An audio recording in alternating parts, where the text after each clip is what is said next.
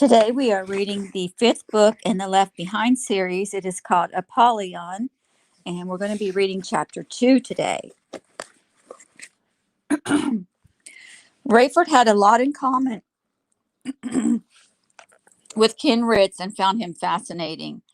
Distraught over his own future and income and fearful of what he might learn about his late wife, Rayford nonetheless enjoyed Ken's company. More than 10 years his senior, Ken was former military, gruff to the point, and aglow in what Tyson Ben Judah called his first love of Christ. Rayford and Ken spent hours in the air on the way home, bringing each other up to date on their pasts. And Rayford silently thanked God for a new friend. His relationship with Tyson was as student to mentor. To Buck, he was the father-in-law. How he missed Bruce Barnes, his first friend and spiritual guide after the rapture. Ken seemed a gift from God. Ritz assured Rayford he could learn the Gulf Stream in no time. You guys who drive the heavies can handle these skiffs like a bike racer going back to the trike. I wish it were that easy, Rayford said, but I'll count on you for driver's training. Roger, and man, with your replacement there for Carpathia, what's his name again?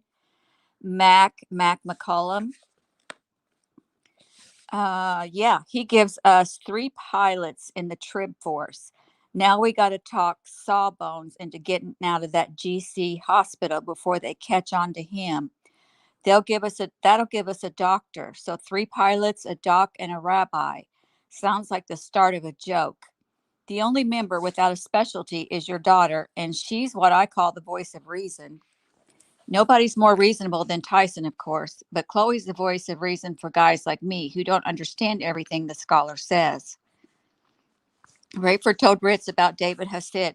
I have no idea how long he'll be safe, but he gives us another pair of ears and eyes inside. Someday, both he and Mac will have to run. Then look at the lineup we'll have. Hot dog, Ritz said, clapping. I don't like being on the defensive, man. Let's take on that rascal.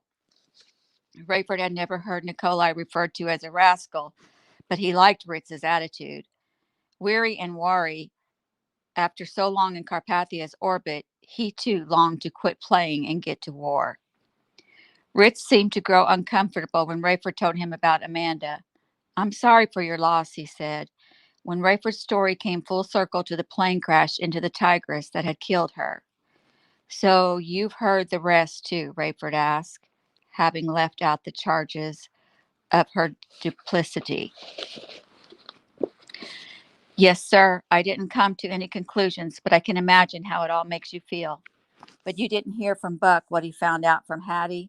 I didn't even know she was talking, tell you the truth. I'll be surprised if she's still kicking when we get back. That wasn't what I wanted to hear. Buck hoped staying up late would make sleep coming easily in the new time zone, but his brain was on Chicago time and he lay staring at the ceiling. Chloe slept soundly beside him, and for that he was grateful. By dawn in Israel, when he felt Chloe stir, Buck was so exhausted he could neither move nor open his eyes. He felt the brush of her lips on his cheek, but couldn't even emit a groan. Stay still, big guy, she whispered. Huge day ahead. She got up, and Buck soon smelled breakfast, but he fell asleep and didn't rouse until early afternoon. Rayford was impressed with Ken Ritz's facility on the radio and on the ground at Palwaukee Airport at dawn in the Chicago suburbs. You push this thing around like you own it, he said. It'd be a good staff plan for the tribulation force, don't you think? Buck's Range Rover sat gleaming behind a damaged hangar. As they approached, a young man angled toward them. Rover cleans up pretty good, doesn't she? He said, a shock of red hair in his face.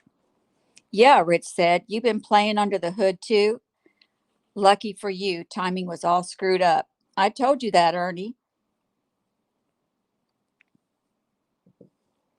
You also told me you wouldn't be back for another week. I only got into that engine because I was bored. Ritz introduced Ernie to Rayford, who remained guarded until Ritz pulled the young man close and said, Notice anything? Ernie stepped toward Rayford and peered at his forehead. Ernie smiled and held his hair away from his face with both hands. Rayford embraced him. Brother. There's more of us around here, including the boss man, Ritz said. And not too many, so we're careful. Ernie here's a Ben Judah groupie. You got that right, Ernie said. I can't wait for the big meeting. It's going to be on the net at noon tomorrow. We'll be watching, Rayford said, eager to get going. Half an hour later, he and Ken pulled behind the safe house in Mount Prospect in the amazingly smooth running Rover. We've got to stay close to Ernie, he said. This vehicle needs to be as travel worthy as whatever plane we wind up with. Did you see the front curtain move when we came by, Ray? Until he saw it was us. Floyd was probably wondering how he was going to get Hattie underground. You got a lot of snoops. Hardly any. The block is deserted. The roads, as you saw, nearly impassable. So far, this has been a perfect spot. You want to see Donnie's wife's grave? Rayford had heard how Buck and Tyson had found the place. He nodded as Dr. Floyd Charles came out, the obvious question on his face. We tried to call you, Ritz said. I've been on the phone to my guy at the hospital. This here's Rayford Steele. I was about to show him the grave. Of the woman neither of us ever met, but I suppose you did, Captain. Rayford shook his head, knew who she was is all. Hey, we're brothers, Doctor. Call me Ray. Thanks. Call me anything you want except Floyd. How's Hattie? Not well. Sleeping. She gonna make it? Dr. Charles shook his head. I'm not optimistic. The backup at CDC in Atlanta is ridiculous. She and I both have a hunch that what's in their system was put there by the GC. If they ever get to the sample I sent, they'll disavow it or steer me wrong. They walked back to the primitive grave and stood in silence. Wish we could put up some kind of marker, Rayford said, but it would be only for us anyway. And we know who she was and where she is. We don't need to draw attention to this place.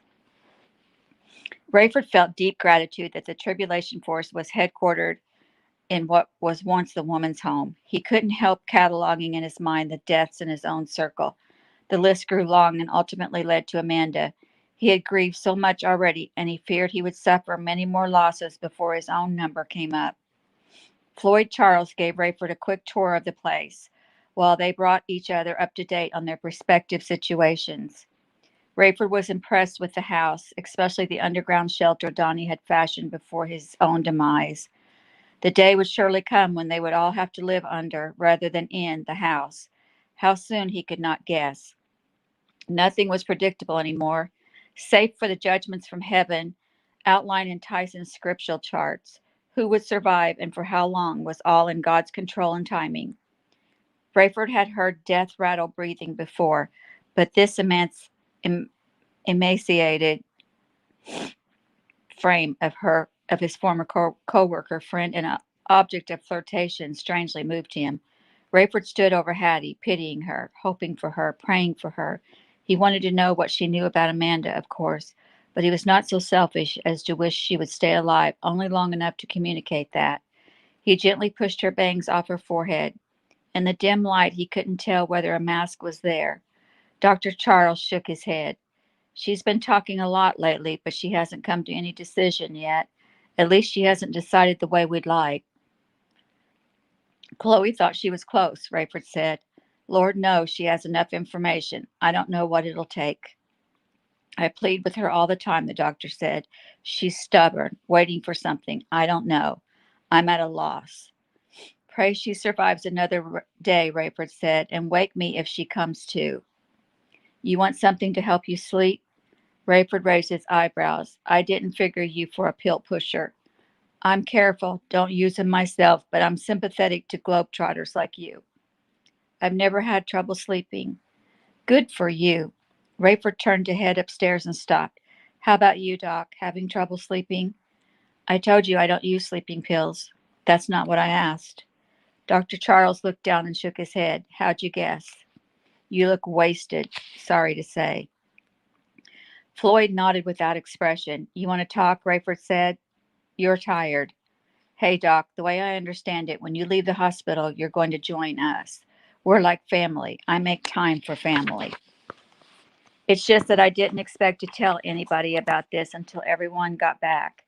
Rayford pulled out a kitchen chair. About what? I'm in your boat, Rayford. Free of the GC, you mean? You've been fired? I've got a believer friend at the hospital. I was on the phone to him in the middle of the night, apparently when Ken was trying to reach me. He told me he didn't know where I was and didn't want to know, but he said friend to friend disappear. Rayford reached to shake his hand. Welcome to the club. You think anybody followed you here? No, I made sure of that, but I've been gone from the hospital so much and was apparently suspicious enough. If they don't know where you are, you're safe, and so are we. Dr. Charles leaned back against the refrigerator. Thing is, I don't want to be a burden. The GC paid well, and I never compromised my principles. I worked hard to save lives and get people well. In other words, you're allowed to have less of a conscious problem than I about making a living working for the enemy. I wasn't implying anything. I know you're worried about joining us without being able to carry your weight. Exactly. Look at me, Doc. I'm one of the charter members, and here I am without income. I wish that made me feel better. I think we can provide room and board in exchange for medical services. That puts you way ahead of me. I'm just an extra pilot now, and I've got no plane. Rayford saw the hint of a smile, but then Floyd's knees buckled. You all right? Just tired. When did you sleep last? It's been a while, but don't worry about how long since you've slept. Too long, but I'm all right. Ken, Rayford called. Ritz came up from the basement. You feel up to sitting with Hattie a while? I'm good. I got so much caffeine in me, I'll be up all day anyway. The doctor looked deeply thankful. I'm going to take you gentlemen up on this. Thank you. He gave Ken a few instructions, then trudged upstairs. Ken sat next to Hattie's bed with his Bible on one knee and a laptop on the other. Rayford was amused at Ken's peeking over the top of his half glasses to be sure Hattie was all right. He was one long legged babysitter. A few minutes later, as Rayford stretched out on the bed upstairs, he could hear Floyd snoring already in the next room. 24 hours before the opening evening session of the meeting of the witnesses, Buck, Chloe, and Tyson joined the local committee at the stadium for a final walkthrough of the program. They returned to the van to find a message from Chain via Jacob. The driver read from a scrap of paper. Dr. Rosenzweig was summoned to the quarters of the Potent and has come back with a personal request from the Supreme Commander. I can't wait, Buck said. I beg your pardon, sir? Just an expression. Can you tell us what the... Oh, no, sir. I was merely asked to get you back to Dr. Rosenzweig as quickly as possible. Buck leaned closer to Tyson. What do you make of it? What would Fortunato want? I should expect Carpathia would like to meet me, probably for public relations or political reasons. Why wouldn't Carpathia have talked to Rosenzweig himself? Protocol. You know that, Cameron. But they're old friends, Chloe said. They go way back. Didn't Dr. Rosenzweig introduce you to Carpathia in the first place, Buck? Buck nodded. No doubt Nikolai enjoys keeping him in his place. They arrived back at Chaim's complex to find him bubbling with enthusiasm. I am not a fool, Tyson, the old man said. I am aware that you have pitted yourself against my friend and argued with him publicly via the internet, but I am telling you, you have him wrong. He is a wonderful man, a godly man, if I may say.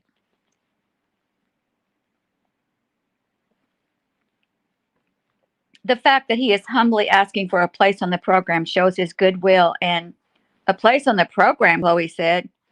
Impossible. The stadium will be full of Jewish converts who are convinced Nikolai is Antichrist himself. Oh, sweetheart, James said, smiling at her. Nikolai Carpathia, he seeks world peace, disarmament, global unity. My point exactly. Chaim turned to his protege. Tyson, surely you can see that the only expedient thing to do is cordially welcome him to the stage. Expedient thing to do is to cordially welcome him to the stage. You spoke with Carpathia yourself, Chaim? The older man cocked his head and shrugged. Of course not. He is a very busy man. Supreme Commander Fortunato is his most trusted. Too busy for you, Tyson said. You are a national hero, an icon, the man who helped make Israel what she is today. Your formula was the key to Carpathia's power. How can he forget that and refuse to see an old friend like he did not refuse me, Tyson. If I had merely asked, he would have granted me an audience. Regardless, Tyson said, Chloe is right. Much as I would love to humiliate him, it would be just too awkward. What kind of reception do you think he will get from the 25,000 witnesses we will cram into the stadium and nearly 100,000 more at other sites around the city? Surely, out of the Christian charity, they would be cordial to the ruler. Tyson shook his head and leaned forward, resting his hand on his former mentor's knee. Dr. Rosenzweig, you have been like a father to me. I love you. I would welcome you to the stadium with open arms, but I am not a believer, Tyson, so why not welcome another with the same openness? Because he is more than simply not a believer. He is the enemy of God, of everything we stand for.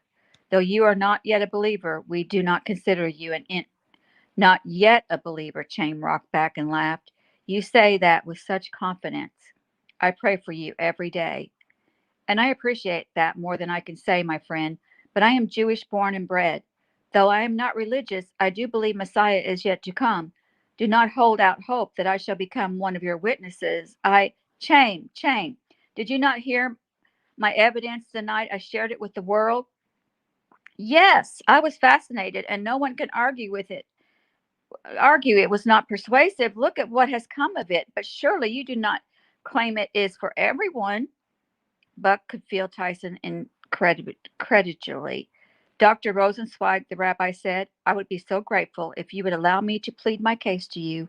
If I could personally show you my texts, my arguments, I believe I could prove to you that Jesus Christ is the Messiah and that Nikolai Carpathia is his arch enemy. I will give you that privilege one day, my friend, Rosenzweig said, but not the night before one of the biggest days of your life. And I must tell you, I would sooner believe Jesus was the Messiah than that Nikolai is his enemy. That is simply not the man I know. I have the energy and the enthusiasm tonight, Doctor, please. Will, Chaim said, smiling, I do not. I will make a deal with you, however. You grant Nikolai a place on the program during your opening night, and I will give you my full attention on these matters at a later date. Rosenzweig sat back, appearing pleased with his suggestion. Tyson, clearly frustrated, looked at Buck, then at Chloe. He shrugged. I do not know, he said. I just do not know. Frankly, Doctor, I could wish that a dear old friend like you would listen to the heart of an admirer without condition. Rosenzweig stood and stepped to the window where he peered through a sliver between the curtains. Nikolai had provided the armed guards that ensure you will not suffer the way your family did, and that you will not again be chased from your homeland. All I ask is that you treat the most powerful man in the world with the deference he deserves. If you choose not to, I will be disappointed, but I will not make this a condition of eventually letting you try to persuade me of your position. Tyson stood and thrust his hands deep into his pockets. He turned his back to Buck and the others. Well, thank you for that, he said, barely above a whisper. I shall have to pray about what to do about Carpathia's request.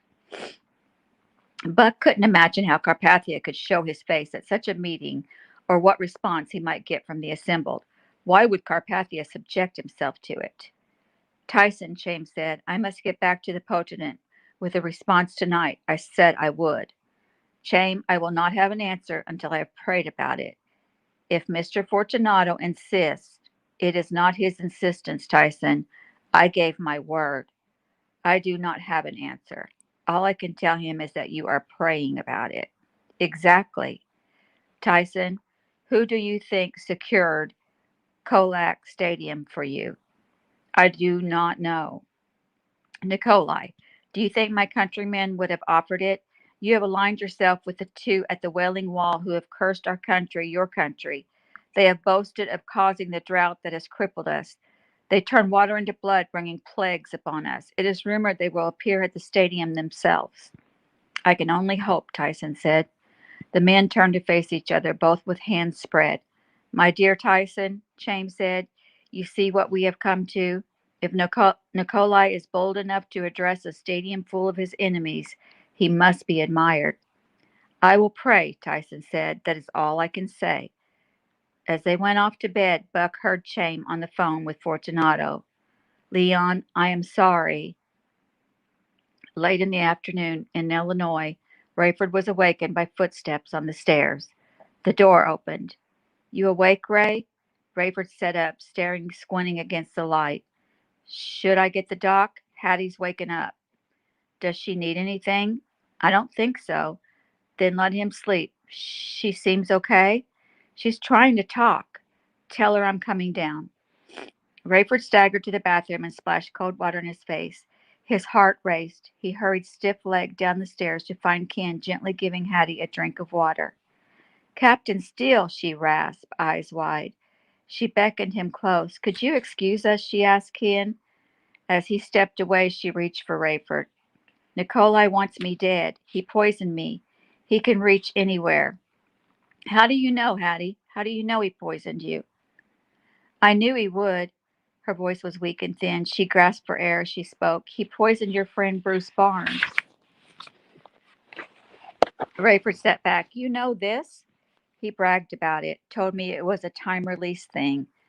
Bruce would get sicker and sicker, and if all went according to plan, he would die after he returned to the States.